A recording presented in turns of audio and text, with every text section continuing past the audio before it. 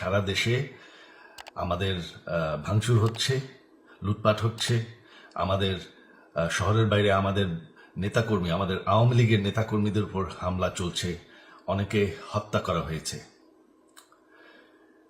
এই পরিস্থিতিতে আমি বলতে চাই, আওয়ামী লীগ হচ্ছে বাংলাদেশের সবথেকে পুরাতন গণতান্ত্রিক এবং সবথেকে বড় দল।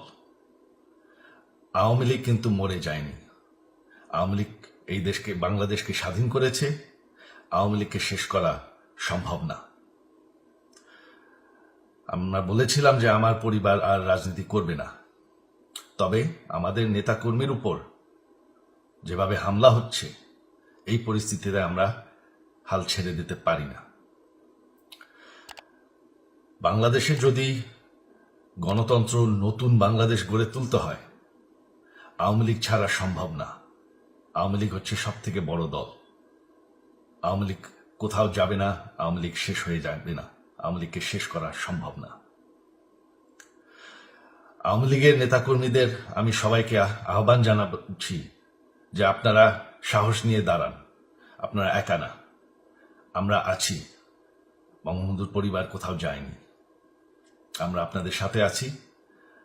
দেশকে, আমাদের নেতাকর্মীদেরকে, আওয়ামী লীগকে রক্ষা করার জন্য যা প্রয়োজন আমরা করতে প্রস্তুত।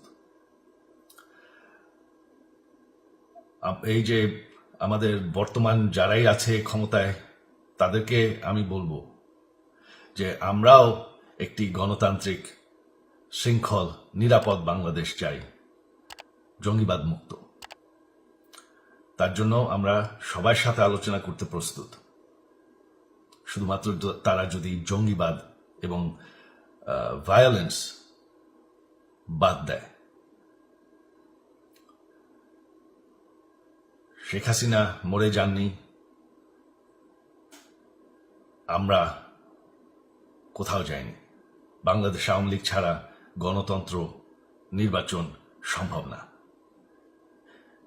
এই বলে আমি আমার কথা শেষ করছি।